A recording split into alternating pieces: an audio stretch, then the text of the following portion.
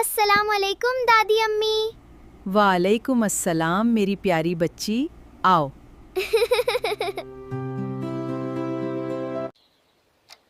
दादी अम्मी, आज मुझे कोई प्यारा इस्लामी किस्सा सुनाइए। ज़रूर बेटा, आज मैं तुम्हें दुनिया के पहले इंसान और अल्लाह के पहले नबी यानी हज़रत आदम अलैहिस्सलाम के बारे में बताऊंगी।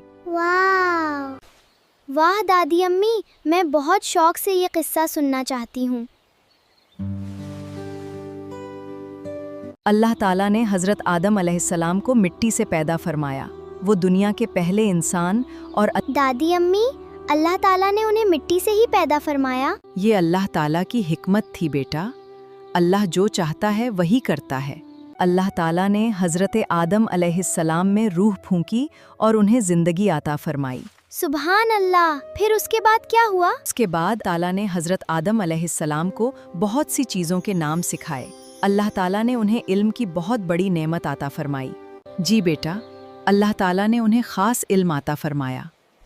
और इसी से हमें पता चलता है कि इस्लाम में इल्म हासिल करना है। दादी अम्मी, फिर उसके बाद क्या हुआ? फिर अल्लाह ताला ने फरिश्तों को हुक्म दिया कि वो हज़रत आदम अलैहिस्सलाम के लिए सजदाए ताज़ीमी करें। क्या सब फरिश्तों ने अल्लाह ताला का हुक्म मान लिया?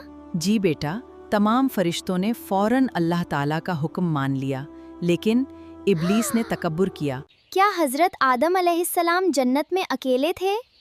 हाँ मेरी बच्चों, शुरू में वो अकेले थे।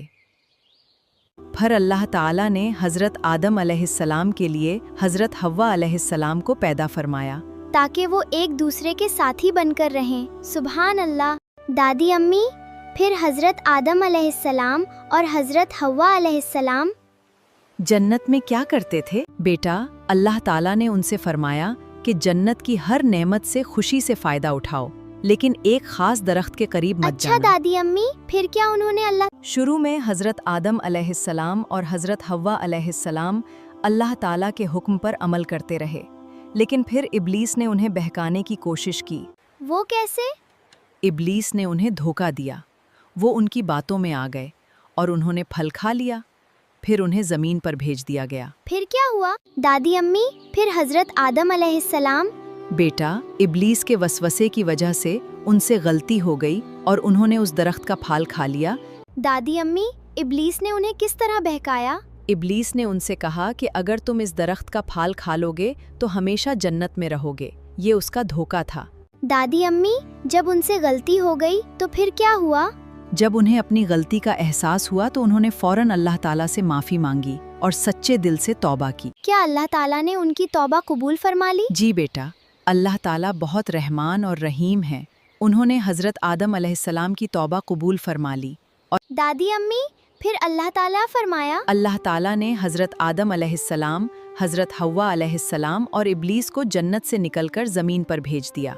दादी अम्मी, क्या हज़रत आदम अलैहिस्सलाम उदास थे? जी बेटा, उन्हें अपनी गलती पर बहुत अफसोस था, लेकिन अल्लाह ताला ने उनकी तौबा कबूल फरमा ली और उन्हें हिदायत आती। दादी अम्मी, हमें इस किस्से से क्या सबक मिलता है? बेटा, हमें हमेशा अल्लाह ताला की इताअत तकब्बुर से बचना चाहिए और अगर कभी गलती हो जाए तो फ़ौरन अल्लाह ताला से तौबा करनी चाहिए। मैं भी हमेशा अल्लाह ताला की बात मानूंगी, इंशाअल्लाह।